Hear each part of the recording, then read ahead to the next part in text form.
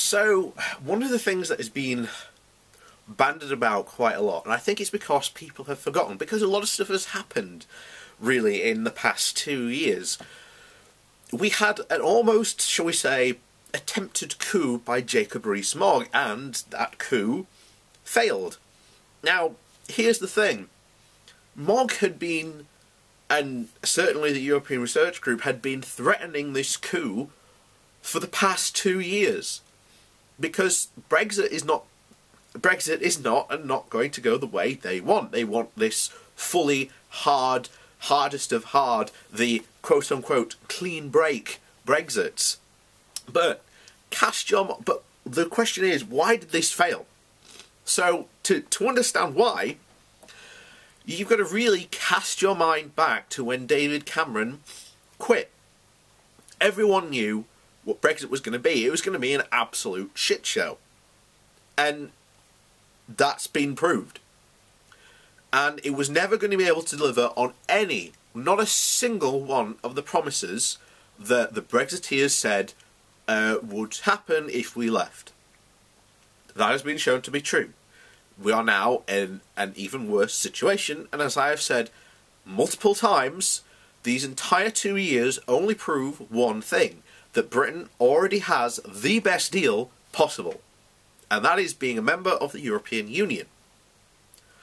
So, we had David Cameron leaves, we have that massive leadership contest, of which Boris Johnson and Jacob Rees-Mogg could have both gone for it and tried to take leadership, but Boris Johnson bowed out, Jacob Rees-Mogg didn't even bother, and again, if you remember, this competition, I think it started off as 6, and then people just started dropping like flies until it was left with Theresa May and Amber Rudd.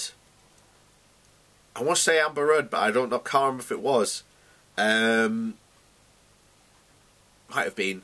But it was one of the other people, and she was chosen because she was seen by all her party as the acceptable compromise. And also, everyone knows, as I've said time and time again, back doing the original videos about this, back when Jacob Rees-Mogg was first making his big, ooh, this is a big betrayal about Brexit, Brexit is a massive poison chalice. There will be no serious attempt to get rid of May until after Brexit. Because whoever comes in, sort of between now and the end of negotiations, will also basically be annihilated by any of the Brexit, fallout. Theresa May's political career post-Brexit is over. That will be it. When she stops being Prime Minister, she will retire from politics because she's got nowhere to go. Her name will be too toxic to touch because all the promises of Brexit, people will be so pissed off about, again, Brexit and her not being able to deliver, even though she has basically tried to deliver the hardest Brexit possible without screwing the country over, which is what we said right from the very beginning. And you saw, as Jacob Rees-Mogg threatened, he delivered these letters, but he couldn't get enough. He was even to the point of accusing the chair of the 1922 committee of hiding letters and lying about how many letters he had received. But the real truth is that, first of all, a lot of these people, Jacob Rees-Mogg and Boris Johnson, are not very popular in the Tory party. They might have, or seem to have, this wild popularity for God knows what reason, but in the actual Conservative Party, they are wildly unpopular, and the election for the Tory party leader is always done internally within the Conservative Party.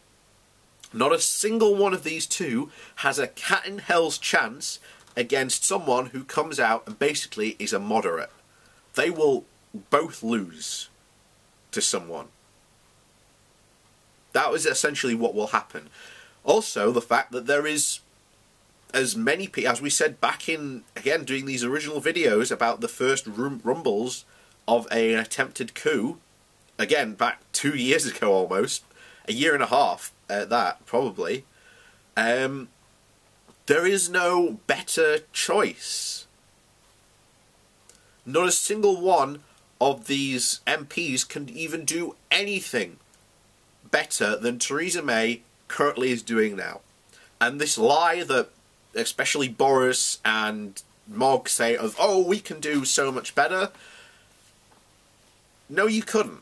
We'd be probably even a worse situation because these two are hardliners and would do even more damage to the country. And they don't want their, shall we say, names being ruined when it's their turn to, shall we say, run for Prime Minister. And that is why Theresa May, despite being probably on appearances, looks to be the most coup-worthy Prime Minister we've had in centuries, will hang on until Brexit. And then, once Brexit happens, that's when she will be removed. Because she is the sacrificial lamb on the altar of Brexit. Because when Brexit happens, and all the bad stuff starts to go wrong, they can go, wasn't the Conservative Party's fault, it was Theresa May's fault. That's what will start to happening. That will be the narrative that is now being spun, and will be spun after Brexit. It wasn't the great Brexit project's fault, that was fine. That was, you know, the gold standard. It was Theresa May's fault for not sacrificing enough to the altar of the great Brexit god. And yet, hundreds of people, hundreds upon hundreds, millions, billions, everyone in this country, bar the, you know, super rich, will be affected. But there you go. That's Brexit in a nutshell. We gain nothing and lose so much.